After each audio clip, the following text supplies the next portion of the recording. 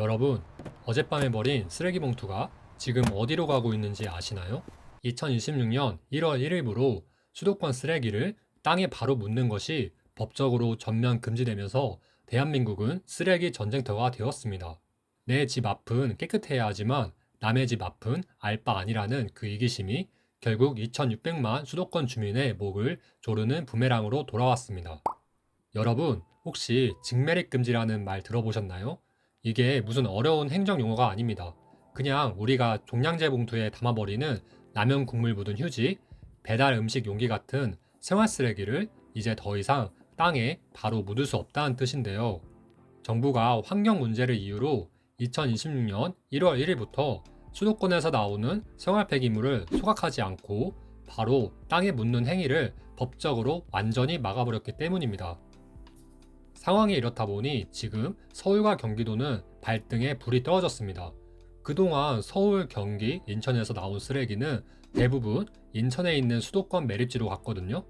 작년 기준으로만 봐도 서울, 경기, 인천에서 발생한 쓰레기 중 무려 107만 톤이 넘는 양이 이곳 인천 매립지에서 처리되었습니다.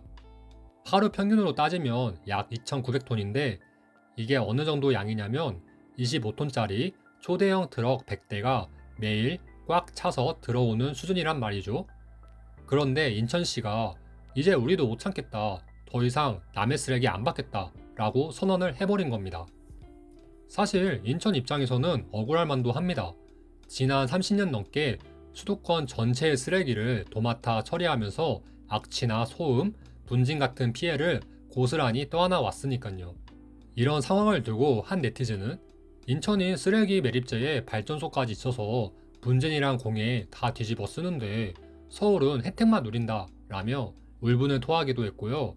또 다른 분은 자기 집 화장실 짓기 싫다고 옆집 가서 볼일 보는 거랑 뭐가 다르냐 면서 서울시의 태도를 꾸짖기도 했습니다.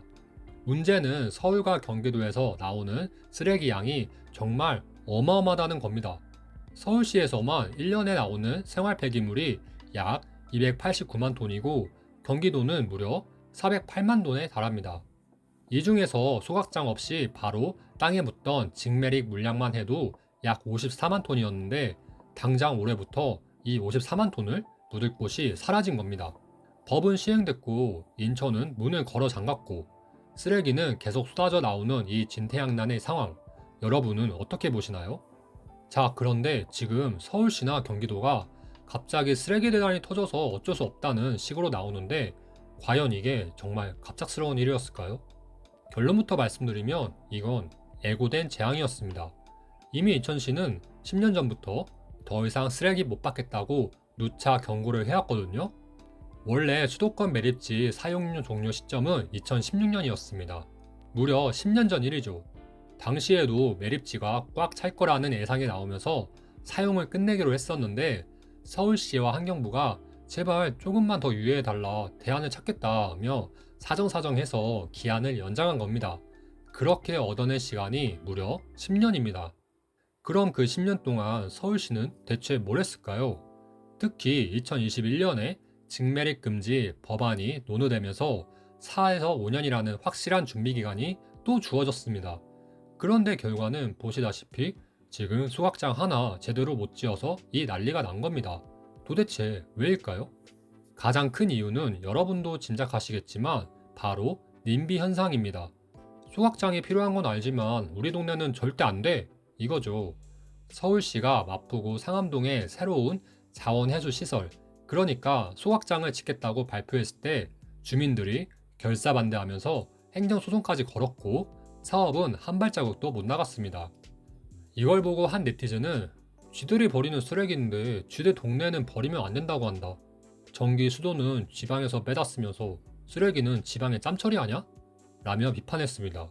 또 다른 분은 집값 수호대가 만든 말도 안 되는 일이다. 우리나라니까 가능한 일이라며 부동산 가격 때문에 필수시설을 반대하는 세태를 비판했죠. 더 기가 막힌 건 행정당국의 태도입니다. 주민 반대가 무서워서 툭 떨어질까봐 눈치만 보다가 결국 폭탄이 터질 때까지 아무것도 안 한 셈이거든요. 오죽하면 한강버스 만들 돈 1,600억 원이 있으면서 소각장 지을 생각은 안 했다는 비난이 쏟아지고 있죠. 시간은 줬는데 숙제는 안 했고 이제 와서 시간이 부족했다고 변명하는 꼴인데요. 여러분은 이런 행정 처리 어떻게 보이시나요? 그렇다면 서울에서 처리를 못하면 쓰레기는 다 어디로 갈까요? 하늘로 솟거나 땅으로 꺼지진 않습니다. 결국 지금 수도권의 쓰레기들이 거대한 머니게임의 판돈이 되어 충청도와 강원도로 쏟아져 내리고 있습니다. 당장 올해 초부터 서울 강남구 생활 폐기물의 10%가 충북 청주로 내려가고 있습니다. 청주에 있는 민간 소각업체들이 수도권 쓰레기를 태워주는 대가로 돈을 벌고 있기 때문입니다. 청주로 밀려드는 수도권 쓰레기만 연간 9,100톤에 달하는데요. 충남 지역도 상황은 비슷해서 천안이나 아산 등 5개 시군으로 매일 190톤씩 수도권 쓰레기가 트럭에 실려 들어가고 있습니다. 이게 어떻게 가능할까요? 바로 민간 소각장이라는 구멍 때문입니다. 지자체가 운영하는 공공소각장은 자기네 지역 쓰레기만 태워야 한다는 발생지 처리 원칙이 있지만 민간 기업은 영업구역 제한이 없습니다. 즉, 돈만 주면 서울 쓰레기든 경기 쓰레기든 다 받아서 태울 수 있다는 겁니다. 결국 발생지 처리 원칙은 무너졌고 돈 냄새를 맡은 민간 업체들이 전국 각지에서 수도권의 쓰레기를 사들인 꼴이 되었습니다. 이 과정에서 말도 안 되는 일들이 벌어지고 있습니다. 충남 공주와 서산의 한 업체는 서울 금천구의 폐기물을 위탁받아 처리했는데 열어보니 그 안에 음식물 쓰레기까지 뒤섞여 있었다고 합니다. 심지어 일부는 재활용 업체로 위장해서 쓰레기를 받은 뒤 이걸 시멘트 공장으로 보내 태워버리는 이른바 쓰레기 세탁까지 벌어지고 있다는 의혹이 제기됐습니다. 한 네티즌은 충북 주민인데 우리가 왜 서울 사람들이 먹고 버린 쓰레기 연기를 마셔야 하냐? 농촌은 도시의 쓰레기장이 아니다 라며 절규에 가까운 댓글을 남겼습니다. 자, 그럼 내 집 앞은 깨끗하게 지키고 싶고 지방에 돈 주고 쓰레기를 버리는 이 상황 과연 공짜일까요? 천만의 말씀입니다. 민간 소각장에 위탁을 맡기면 처리 단가가 공공시설보다 거의 2배 가까이 비싸집니다. 당장은 지자체가 세금으로 이 비용을 메우고 있지만 예산에 구멍이 뚫리는 건 시간 문제겠죠? 그럼 그 부족한 돈은 어디서 나올까요? 결국 여러분이 매일 사는 종량제 봉투 가격 인상으로 이어질 수밖에 없습니다.